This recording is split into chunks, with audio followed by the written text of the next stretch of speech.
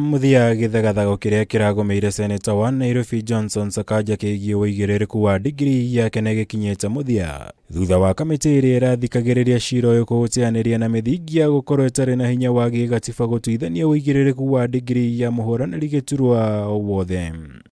Ciira uyu uria urandikithitio na muikia wa kura James Gakua arakuruhanitie Sakaja na gukorwo egwateire degree university-ini ya team kuma bururi wa Uganda na njira ya ngungo na gukorwo ndikurikanite guku bururi-ini undu uria wekirirwo mukonde ni kanjo ya mathomo ma university CUE undu uria hari itua kamiti ino ehinyiriire ati kuona Sakaja ndari ahingurirwo thitango yothe ya gukorwo na degree ya ngungo matire na wikio tiga kumuhitukia.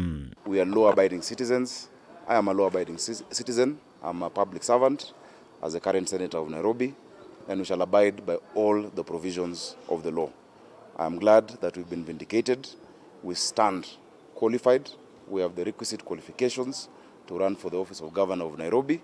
And not just that, we're not just running for the sake of running, but we're in it to win it so that we can transform this great capital of ours of Nairobi City County. Ni itua ria mukirirwo na gikeno kinene ni seneta Sakaja akiuga ng'ethanĩri ake aria marandikithĩtie ciira uyu ni mahotetwo guku akihita kung'ethanĩra nao kiuteti na gutigirira ni akaiyũkia ũhotani githurano-ini giukite.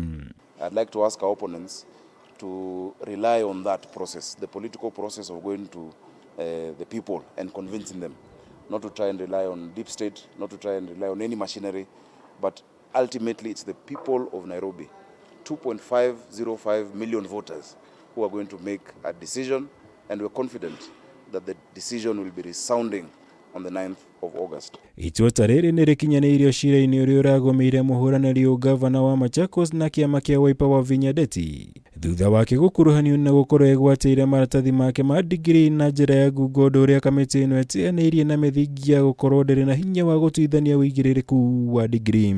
Hii sio kitu ya kubahatisha ama nini. Kama unasema mtu hajasoma, kuna university, enda kwa hiyo university.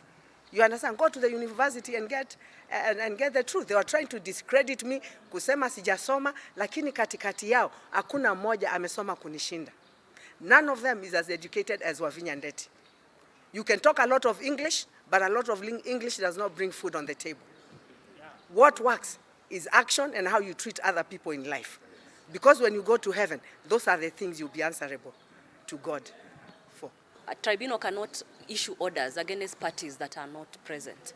If it is the Commission on University Education, if it is South Bank University in London, and join them in the suit. Let them come and deny those degrees. So they had a very incompetent matter in court.